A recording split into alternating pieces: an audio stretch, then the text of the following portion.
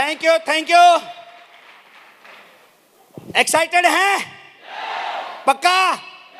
क्योंकि ये हॉल है ना और ये होटल वास्तव में ऐतिहासिक है माय डियर फ्रेंड। यस और नो? क्योंकि इसी होटल में एक प्रोग्राम देखने आया और आज से 7 साल पहले माय डियर फ्रेंड इसी होटल में एक लोगों का डायमंड बनने का सपना था, मैं डायमंड बन के दिखाया। यस और नो? और आज आप इसी होटल में आए हैं, इसका मतलब आप इतिहास बनाना चाहते हैं। यस और नो? तो साथियों, कहानी इस तरह जाती है कि मैं इस बिजनेस को ज्वाइन करने से पहले state bank of Bikaner and Jaipur में जॉब किया करता था। अगर मेरे फैमिली बैकग्राउंड की अगर मैं बात करूं साथियों, हम 6 भाई बहन थे और मेरे पेरेंट्स एकदम गरीब थे, मजदूर टाइप लोग थे और उन्होंने पूरी जिंदगी भर मजदूरी किया और किसानी किया, खेती में काम किया और हमें पढ़ाया लिखाया। साथियों, मैं गरीबी की अगर मैं बात करूं तो इतने गरीब थे कि मैं 8वीं 9वीं क्लास तक नंगे पांव स्कूल जाता था। सपना था मेरा डॉक्टर बनने का। क्या बनने का सपना था? डॉक्टर। और उसके लिए मैंने 3 साल तैयारी की, लेकिन भगवान को कुछ और मंजूर था, क्योंकि भगवान जो भी कुछ करता है बढ़िया करता है। यस और नो? क्योंकि मैं डॉक्टर बन जाता तो हॉस्पिटल में होता, लेकिन थैंक्स गॉड कि मैं डायमंड हूं, आज हजारों लोगों के सामने बोल पा रहा हूं। यस और नो? इसलिए भगवान की प्लानिंग जोरदार रहती है। बात समझ में आ रही है? साथियों, बैंक में जॉब लगा, डायरेक्ट ऑफिसर लगा और आरएएस की तैयारी कर रहा था, फर्स्ट क्लास ऑफिसर की तैयारी कर रहा था।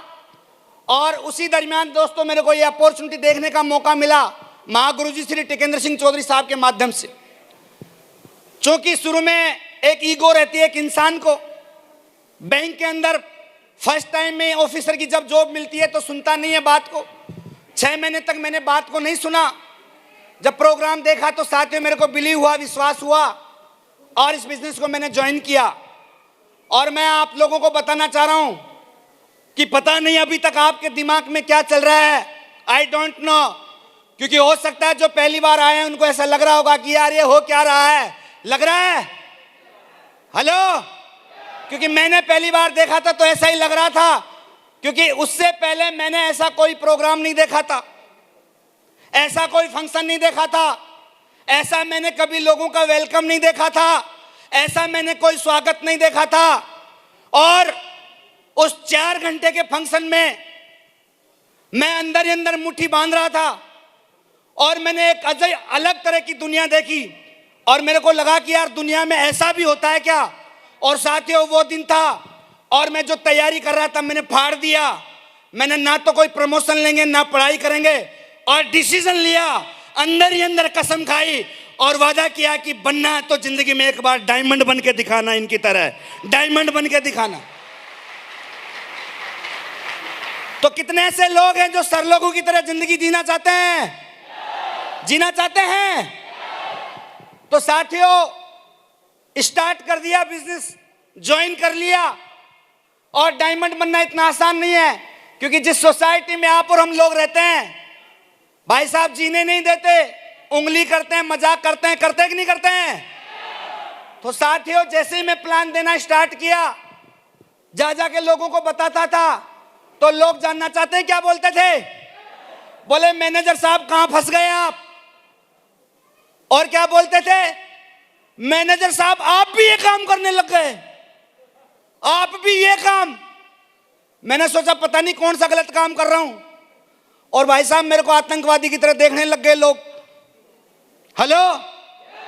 1 महीने किया मैंने काम और जितने भी मेरे यार दोस्त, घर वाले और पड़ोसी ने सबने मना कर दिया। और मैं गया टिकेंद्र सिंह चौधरी साहब महागुरु जी के पास और जाके बोला, मैंने सुनना चाहते हैं क्या बोला? मैंने कहा गुरुजी ये पकड़ो, आपका काम धाम अपने को नहीं करना। बोले क्यों, क्या हुआ? मैंने ये बोला कि ये पूछो क्या नहीं हुआ, सब कुछ हो गया, सब कुछ हो गया उधर। हेलो? तो बोले ये तो बता हुआ क्या? मैंने कहा सर बैंक की नौकरी बढ़िया है, प्रमोशन ले लेंगे, आरएएस की तैयारी कर रहे हैं, मेरे को इन चक्रों में पड़ना नहीं है। बोले सब ने मिलना बोलना बंद कर दिया। पहले मैनेजर थे बैंक में तो सब राम राम तो करते थे, जब घर से आते थे ब्रांच तक तो राम राम तो करते थे, अभी तो देख के घुस जाते हैं वापस। अपना बैंक बढ़िया है। तो महागुरु जी ने एक बात बताई, कितने लोग सुनना चाहते हैं? और उस एक लाइन ने मेरी जिंदगी बदल दी साथियों। वो एक लाइन मेरे दिल में घर कर गई। और इन्होंने बोले ताराचंद जी, करना ना करना आपकी बात है, पर एक बात बोलता हूं, ये दुनिया का उसूल है। मैंने कहा क्या है गुरुजी बताओ। बोला ऐसा बोला जाता है, इस दुनिया में जिस जिस पे ये जगह सा है, इतिहास उसी ने रचा है। यस और नो? तो लोग पागल बोलेंगे, सुनने के लिए तैयार हैं? और मेरे को लगता है कि पागल बनना पड़ता है। और जो सही है वही पागल है, और जो पागल है वही सही है। यस और नो? पागल आदमी सही है, ये बात समझ लो आप। तो साथ ही उस बात को पकड़ा, डिसीजन लिया और काम किया, और ये सारे अचीवमेंट लिए। फिर जब बात आती है पढ़े लिखे लोग, मेरे को क्या बोला, जितने मेरे साथी लोग हैं सुनना, बोले ताराचंद जी यार ये गांव के आधे टेढ़े लोगों का काम है। We are professionals, we are CA, we are software engineer, we are bankers.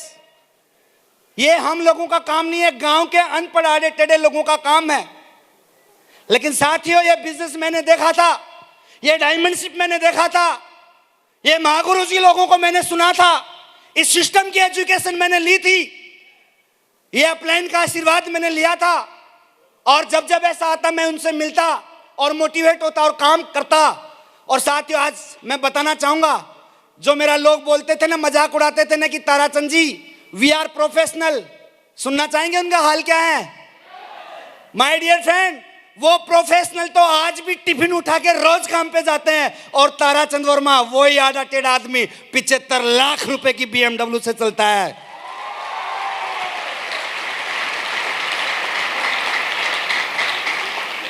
वो कल मंडे है, कल रोज काम पे जाएंगे 8:30 बजे टिफिन उठा के।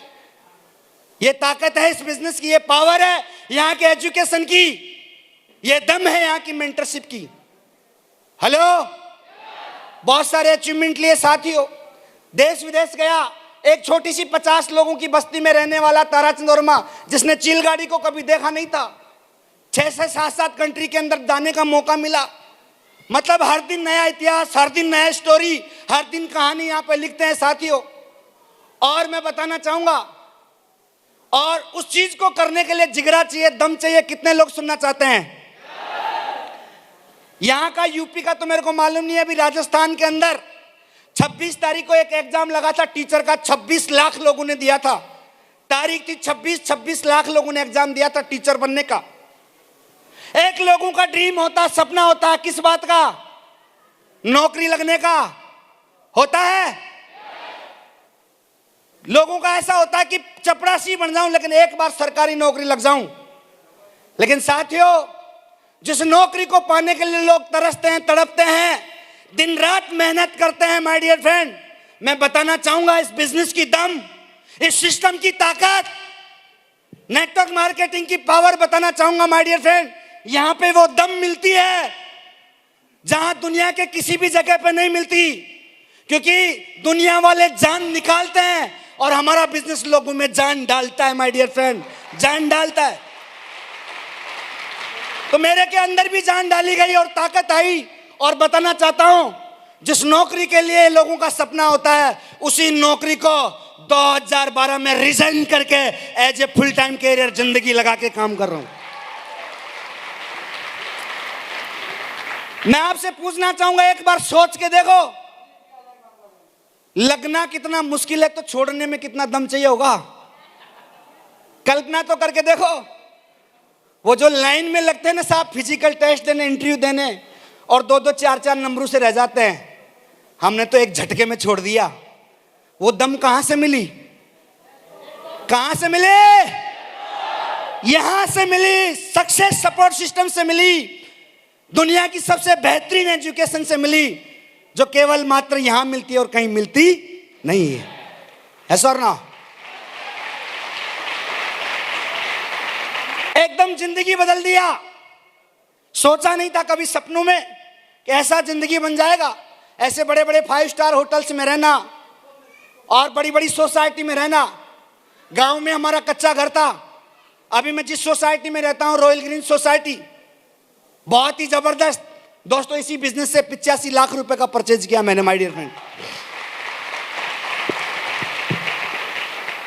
और सबसे बड़ी खास बात बताता हूं वहां रहने की।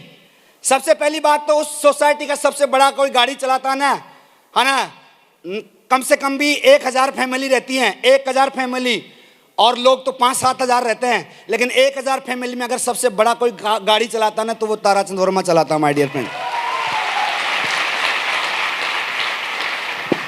सोसाइटी का आनंद इसलिए आता है, सब लोग मंडे को भग जाते हैं काम पे, नौकरी पे, ड्यूटी पे, और हम टाइम फ्रीडम में साहब, हम पूरा सोसाइटी की जितनी भी एनिमिटीज है ना उनका आनंद लेते हैं माय डियर फ्रेंड वहां पे, क्योंकि हम अकेले रहते हैं, सब भग जाते हैं। बात समझ में आ रही है? तो साथियों ऐसे बहुत सारी चीजें हुई जिंदगी में और लगातार चल रही हैं, और ये तो कुछ नहीं है, ये तो झांकी है, अभी जिंदगी में बहुत कुछ होना बाकी है। राइट बात है कि नहीं है? तो डिसीजन लेना पड़ता है साथियों। सबसे बढ़िया काम एक ही हुआ मेरी जिंदगी में, मैंने पहली बार में डिसीजन लिया, पहली बार में ही फैसला लिया। बहुत सारे लोग सोचते रह जाते हैं कि सोच के बताएंगे, सोच के करेंगे। एक छोटी सी बात बताता हूं आप लोगों को, सुनना चाहेंगे? एक बार एक लड़की को एक लड़के से प्यार था, आपस में बहुत मोहब्बत करते थे। लड़का बोला कि मैं शादी करना चाहता हूं, तो लड़की ने बोला मेरे पापा से बात कर लो। तो लड़का गया, बोला अंकल जी मैं आपकी बेटी से बहुत प्यार करता हूं, शादी करना चाहता हूं। तो बोले कर ले, एक शर्त है, एक शर्त है, बस उस शर्त को पूरा कर दे शादी हो जाएगी। बोले क्या शर्त है? बोले कुछ नहीं है, हमारा जो बाड़ा है ना उसमें सांड, सांड जानते हो, सांड बैल, बोले एक सांड की पूंछ पकड़नी है, बस 3 सांड छोड़ूंगा, 3 कितने, और बारी बारी से छोड़ूंगा, 3 में से एक सांड की पूंछ पकड़नी है बस, और किसी भी सांड की बस 5 सेकंड पूंछ पकड़ के बता देना मेरी बेटी की शादी तेरे हाथों हाथ कर दूंगा। बोले सांड की पूंछ की बात है, इसके लिए तो मैं कुछ भी कर सकता हूं, कुछ भी पकड़ सकते हैं। अगले दिन हुआ, सांड छोड़ा गया, पहला सांड छोड़ते ही एकदम बड़े बड़े सिंगों वाला खतरनाक धुआंधार, वो बोलता है यार पहली बारी में क्यों पंगा लेते हैं, अभी 2 और बच रहे हैं। दूसरा छोड़ा गया, दूसरा उसका भी बाप, उससे भी खतरनाक पहने पहने सिंह। बोले अब लास्ट वाले पे मौका लेंगे एकदम, उसका क्या करेंगे। 2 चले गए, अब आखिरी, अब सोच लिया, तैयारी कर लिया भाई अब तो पकड़ना ही है, नहीं तो शादी होने वाली नहीं। चलो जी छोड़ो तीसरा सांड छोड़ा गया, पता चला सांड के पूंछ ही नहीं थी, बिना सांड वाला पूंछ था।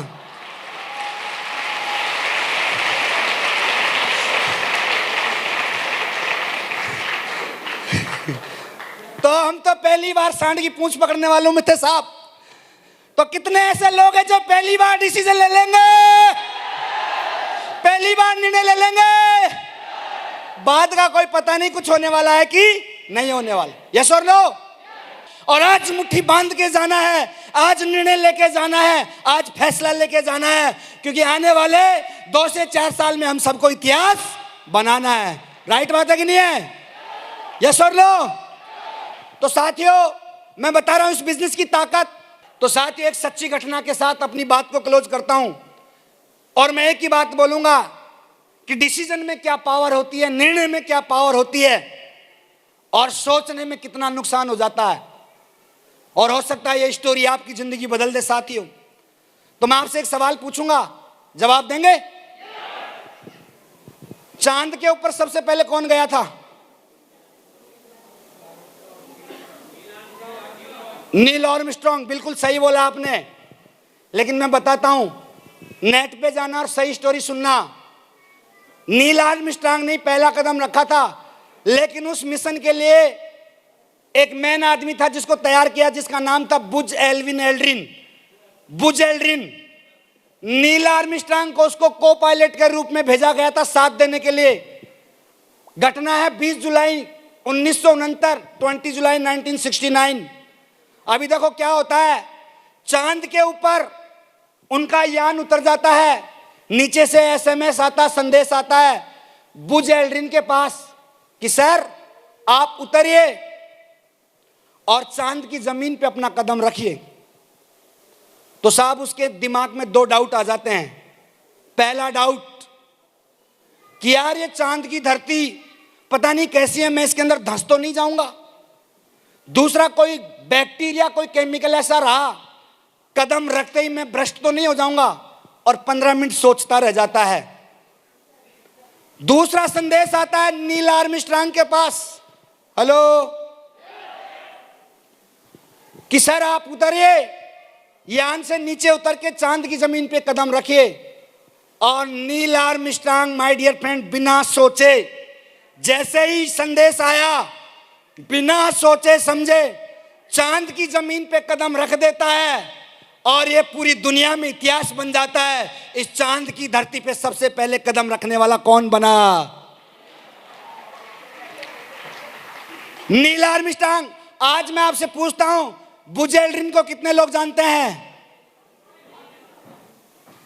जानते हैं? क्यों नहीं जानते?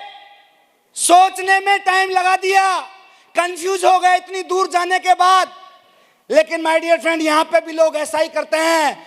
जो लोग डिसीजन लेते हैं, जो लोग निर्णय लेते हैं और जो लोग फैसला लेते हैं, वही लोग इस दुनिया में इतिहास बनाते हैं। माय डियर फ्रेंड, इतिहास बनाते हैं। तो साथियों, आज का दिन इतिहास देखने का है, इतिहास बनाने का। यस और नो? कुछ भी हो जाए, एक बार तो जिंदगी में डायमंड बनके दिखाना है। तो दोस्तों, बहुत बहुत धन्यवाद। Thank you very much. Wish you all the best. Love you all. God bless you and God diamond.